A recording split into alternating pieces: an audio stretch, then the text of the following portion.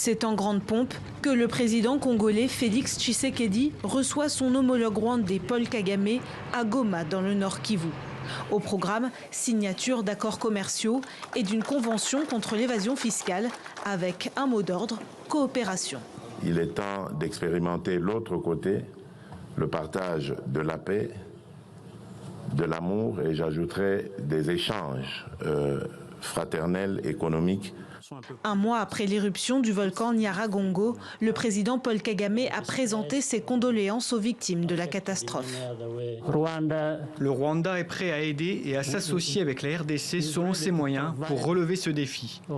Mais nous n'en discuterons pas publiquement tant que le plan n'est pas plus avancé. Je parle de la volonté des deux pays à coopérer et de la volonté de faire notre part, quelle qu'elle soit, pour s'attaquer aux problèmes. C'est aussi en privé que les chefs d'État doivent évoquer les propos chocs de Paul Kagame.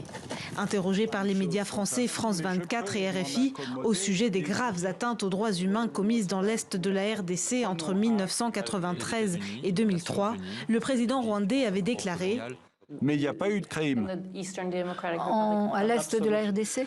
Non, absolument pas. Très vite, la polémique enfle. Début juin à Bukavu, des centaines de manifestants exigent des excuses officielles et accusent Paul Kagame de négationnisme. Aujourd'hui, la société civile est à bout. Nous sommes fatigués. Et ce que nous avons toujours pointé du doigt, c'est toujours les Rwandais. Qu'est-ce que ça va donner? Parce que ce n'est pas la première fois. Il y avait aussi des rencontres avec même les présidents qui étaient avant. Et ils se parlaient peut-être face à face, mais aucune solution que nous on observait, que nous on vivait. Face à la colère, le ministre rwandais des Affaires étrangères avait répondu sur Twitter. Il y a confusion sur ce que le président Kagame a dit sur le rapport Mapping.